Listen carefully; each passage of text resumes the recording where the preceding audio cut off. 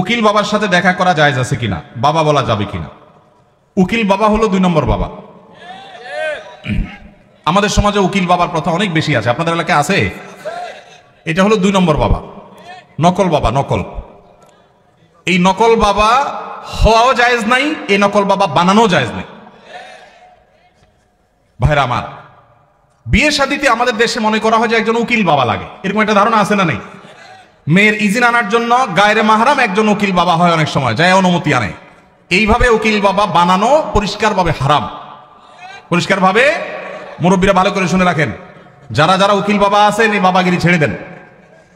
বাংলাদেশে বাবার কোনো শেষ নাই। খাজা বাবা, উকিল বাবা, ন্যাংটা বাবা, কত বাবা আছে। আল্লাহ তাআলা এই সমস্ত নকল বাবা থেকে আমাদেরকে হেফাজত করুন। বিয়ে উপলক্ষে কোনো উকিল বাবা টাবা চলবে না।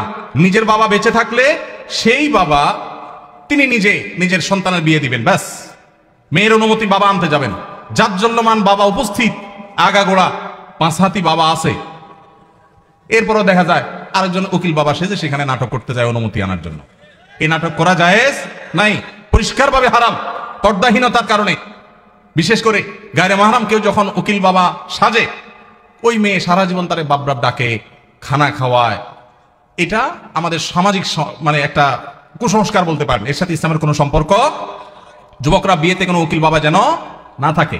মুরব্বীরা যারা যারা যার যার বিয়ের উকিল বাবা আছেন, আল্লাহর রাস্তে বাবাগিরি ছেড়ে তওবা করে আল্লাহর কাছে চলে আসেন, চেষ্টা করবেন তো ইনশাআল্লাহ। এই উকিল বাবার নাম দিয়া পর্দাহীনতা 2 নম্বরই 1000টা জিনিস হয়। নিজের বাবারই খবর নাই, কিসের আবার উকিল বাবা? হ্যাঁ,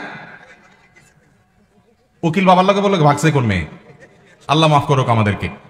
ওই যে বেশরিয়তি কাজ করলে তো একটা না একটা অঘটন ঘটবেই, এই জন্য এই সমস্ত অন্যায় কাজ করা যাবে না। আমাদের পরিবারে অনেকে অনেক সময় বড় রোগে আক্রান্ত হন, যেমন cancer, brain tumour, liver cirrhosis ইত্যাদি। এই ধরনের রোগের চিকিৎসার ক্ষেত্রে অনেকে তার পুরো সম্পদ বিক্রি করে ফেলে, নিঃস্ব হয়ে যায়। শরীর দৃষ্টিকোণ থেকে কতটুকু সম্পদ ব্যয় করা উচিত এবং ইসলামের নির্দেশনা কি? যদি আল্লাহ না করুন কেউ দুরারোগ্য ব্যাধিতে আক্রান্ত হন, যার চিকিৎসায় লক্ষ লক্ষ টাকার দরকার হয়, তার জমি জমা বিক্রি করা লাগে। প্রশ্নকর্তা ভাইয়ের জানার বিষয় হলো তার টোটাল অ্যাসেট থেকে কত পার্সেন্ট তার নিজের ট্রিটমেন্টে খরচ করা যাবে? এর উত্তর হলো এর কোনো পার্সেন্টেজ শরীয়ত ঠিক করে দেয় নাই।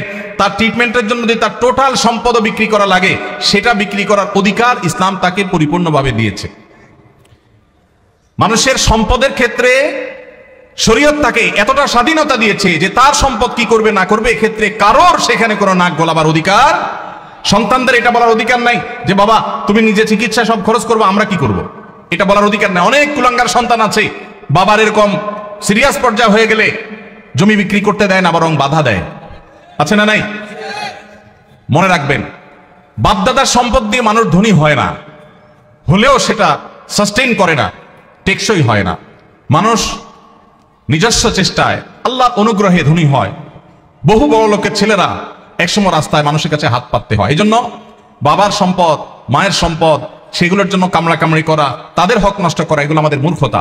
তবে হ্যাঁ, কেউ যদি মনে করেন যে দুরারোগ্য ব্যাধিতে আমি আক্রান্ত হয়েছি, এখানে ট্রিটমেন্ট করে আসলে লাভ হবে না, ডাক্তারদের অ্যাসেসমেন্ট অনুযায়ী মৃত্যুই নিশ্চিত এবং জটিল পরিস্থিতি, তাহলে সেক্ষেত্রে আমার বাচ্চারা তারা অসহায় হয়ে যাওয়ার চাইতে আমি সুন্নত হিসাবে ট্রিটমেন্ট করি, কিন্তু খুব বেশি অ্যাগ্রেসিভলি ট্রিটমেন্টের জন্য খরচ করবো না। এটা যদি কেউ সিদ্ধান্ত নেয়, তো সেই এখতিয়ারও শরীয়ত ওই ব্যক্তিকে দিয়েছে। অবস্থা বুঝে তিনি ডিসিশন নেবেন।